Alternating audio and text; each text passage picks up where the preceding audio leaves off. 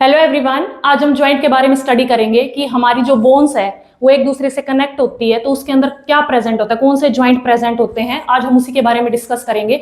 जो ये हमारी टू बोन्स है ये कहीं तो अटैच है ना एक दूसरे से, और इनके बीच में जो जब ये अटैच होती है एक दूसरे को तो उस पार्ट को हम क्या बोलेंगे, ज्वाइंट बोलते हैं। हिंदी में उसको हम संधि भी बोलते हैं। ज्वाइंट मेनली फर्दर 3 टाइप्स के होते हैं। First one is the immovable joint, second one is the slightly movable joint, third one is the movable joint.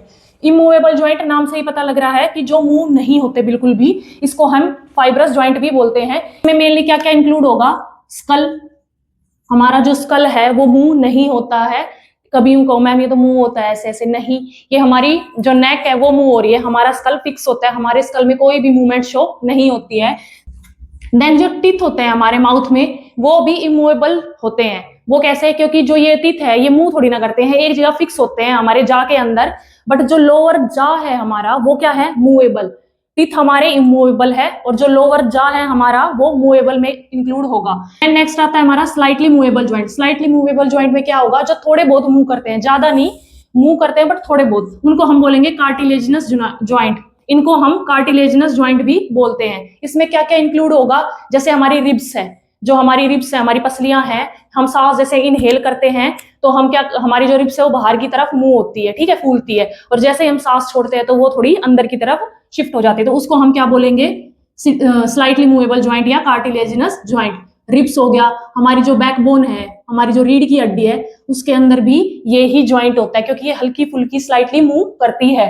Then next आता है हमारा मूवेबल ज्वाइंट। मूवेबल ज्वाइंट, जो ज्वाइंट मूव होता है, जैसे ये हमारी हड्डियां हैं, 2 हड्डियां हमारी है, इसके अंदर एक लिक्विड प्रेजेंट होता है, उसको हम क्या बोलेंगे, साइनोवियल। साइनोवियल मेनली क्या करता है, जो बोन्स के अंदर फ्रिक्शन होता है ना उसको कम करता है। अगर मान लो ये फ्लूइड इसके अंदर ना हो तो ये बोन्स एक दूसरे के ऊपर ऐसे फ्रिक्शन हो के ये बिल्कुल ही मतलब बिल्कुल वीक हो जाएंगी, टूट जाएंगी, तो ये मूवमेंट में हेल्प करता है। जो साइनोवियल है वो 2 बोन्स के बीच में एक फ्लूइड प्रेजेंट होता है, उसको हम क्या बोलेंगे, साइनोवियल। देन नेक्स्ट आता है जो मूवेबल ज्वाइंट है वो फर्दर 5 टाइप के होते हैं। First one is the ball and socket joint. Ball and socket joint क्या होगा, जैसे ये हमारा कंधे वाला, जैसे ये हमारे हाथ की बोन है और ये हमारा शोल्डर है कंधे वाला, ठीक है, तो ये बॉल, एक तो बॉल होगी, एक तो बॉल शेप स्ट्रक्चर हो गया और एक हो गया सॉकेट, ठीक है, बॉल एंड सॉकेट, ठीक है, ये तो बॉल होगी, ये सॉकेट हो गया, ठीक है, ये ऐसे फिक्स है, तो जैसे ये हमारा हैंड है ये ऐसे मूव करता है, ठीक है, इसको हम क्या बोलेंगे, बॉल एंड सॉकेट ज्वाइंट।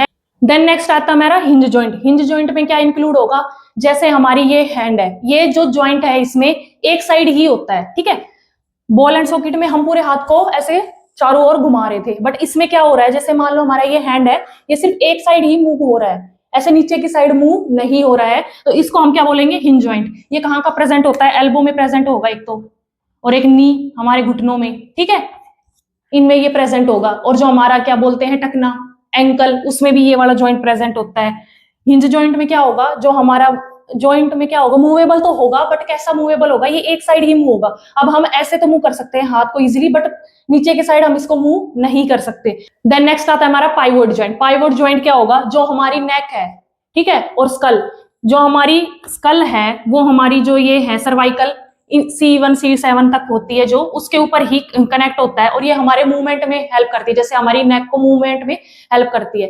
कैसे, जैसे ऐसे हम मूव कर रहे हैं, ठीक है, right left up and down, इसको मूव कर रहे हैं ना हम नेक को, ये किसकी वजह से, कौन सा ज्वाइंट, इसमें पाइवोट ज्वाइंट। देन नेक्स्ट आता है ग्लाइडिंग ज्वाइंट। ग्लाइडिंग ज्वाइंट जैसे हमारा हैंड है, इनके बीच में जैसे हम ऐसे कर लेते हैं ना इनको, ठीक है, ये हमारी हथेली में जो ये ज्वाइंट है इसको हम कौन सा ज्वाइंट बोलेंगे, ग्लाइडिंग ज्वाइंट, ठीक है। नेक्स्ट आता है हमारा सैडल ज्वाइंट। जो हमारा थंब होता है उसमें सैडल ज्वाइंट होता है क्योंकि ये इजीली मूवेबल होता है, ठीक है, और जैसे उंगलियां इतनी मूव नहीं करती ना इधर उधर, ये ज्यादा मूवेबल होता है, तो इसको हम कौन सा ज्वाइंट बोलेंगे, हम सैडल ज्वाइंट। और जो हमारा ये है हथेली वाले ज्वाइंट, इसको हम क्या बोलेंगे, हम इजीली इनको ऐसे कर सकते हैं ना, इनके बीच में फ्रिक्शन होगा, ठीक है, उसको हम क्या बोलेंगे, ग्लाइडिंग ज्वाइंट। ये था पूरा ज्वाइंट के बारे में। हमारी बॉडी में कितने टाइप के ज्वाइंट प्रेजेंट होते हैं, कहाँ पे कौन से ज्वाइंट प्रेजेंट होते हैं, यहाँ से मैक्सिमम टाइम क्वेश्चन आता ही है एग्जाम में, तो आई होप आपको ये सब क्लियर हुआ हो। ये कुछ डिजीज होती है बोन्स के अंदर, उनको हम देखेंगे, यहाँ से कई बार क्वेश्चन आ जाते हैं एग्जाम में। फर्स्टली हम देखेंगे अर्थराइटिस। अर्थराइटिस मेनली क्या होगा, जैसे मैंने बताया था, ये बोन्स है, इसके अंदर फ्लूइड प्रेजेंट होता है ना, कौन सा फ्लूइड प्रेजेंट होता है, साइनोवियल फ्लूइड प्रेजेंट होता है ना, उसकी कमी से क्या हो जाता है, जो हमारी ये बोन्स है ना ये स्वेल हो जाती है, स्वेलिंग ऑफ बोन्स, ठीक है। आर्थराइटिस में मेनली क्या होगा, स्वेलिंग ऑफ बोन्स हो जाती है ड्यू टू लेक ऑफ किसकी कमी से, साइनोवियल फ्लूइड की कमी से जो बोन्स होती है हमारी स्वेल अप हो जाती है, उसको हम आर्थराइटिस बोलते हैं। देन आता है गोट्स। गोट्स क्या होता है, इसमें क्या होता है, जो यूरिक एसिड है वो हमारी बोन्स के अंदर डिपोजिशन हो जाता है, उसको हम गोट्स बोलते हैं। देन आता है रिकेट्स। रिकेट्स में क्या होता है, विटामिन डी की कमी से होता है ये, जब हमारी बॉडी में विटामिन डी की कमी हो जाती है तो उसको हम रिकेट्स बोलते हैं। और आपके लिए क्वेश्चन है कि बोन मैरो हमारी बॉडी में कहाँ प्रेजेंट होता है। आई होप आपको समझ आया हो। Thank you.